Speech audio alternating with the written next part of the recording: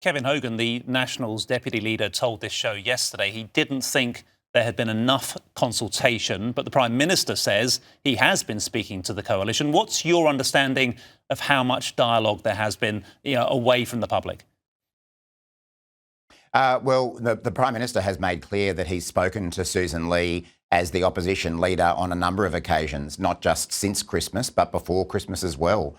So there's been plenty of dialogue with the opposition. And again, the comments from Kevin Hogan just demonstrate that the opposition was never serious in demanding for Parliament to be recalled, in demanding for urgent legislation, in demanding that we act on hate speech and racial vilification, because now that we've actually recalled the Parliament to sit much, much earlier than it normally would in any other year, they're all saying they don't want to deal with it. So, it's always just been a political attack. I think it's very disappointing after such a shocking terrorist incident that some parties in this Parliament have been more focused on the politics than on actually working together to make the country safe and to bring the country together.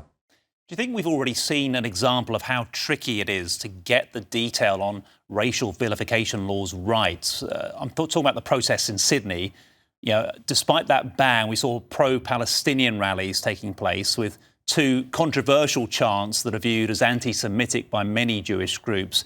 There were no arrests of those demonstrators, and yet we saw one Christian preacher being led away, as well as a man holding a Hamas is to blame sign. Does that underline just how tricky it is to draw a line and to get this detail right? Look, these sorts of laws are always going to be complex. If they weren't complex, governments would have acted on them before now. But that's not to say you shouldn't try. And that's why we've made an incredibly earnest attempt since the Bondi incident to work with as many parties within the Parliament to come up with legislation that was right. We did think it was important to act urgently on this. And I think the Australian people expect us to act urgently when you have such a shocking incident occur on our own shores. That's why ministers, government officials have worked right through the Christmas period to draft this legislation, to come up with a solution to the problems that we face. As I say, we would have preferred that the racial vilification aspect remain in this legislation. But even if we can pass the legislation that now will be before the Parliament, that will make a big difference.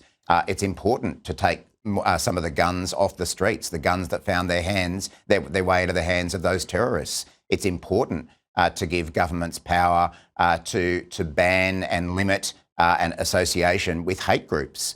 It's important to be able to prosecute in a serious way some of those hate preachers who are spilling the kind of vile hatred that has led to these sorts of incidents. And that's the issue this week, is that the coalition have got to make a decision about whether they're prepared to work with us to limit those hate speeches, to limit the guns, to limit a range of other activities that have generated this atmosphere, or whether they're going to keep playing politics.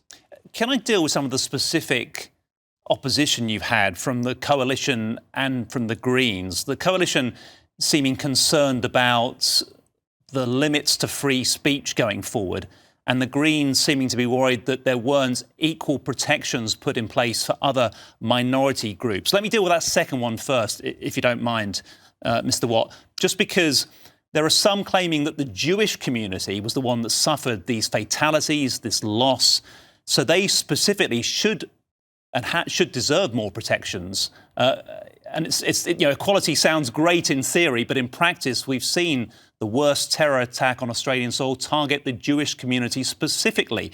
So is it not fair enough to kind of, worry about them first? Well, that's why the legislation that we initially provided was dealing specifically with anti-Semitism, Alex.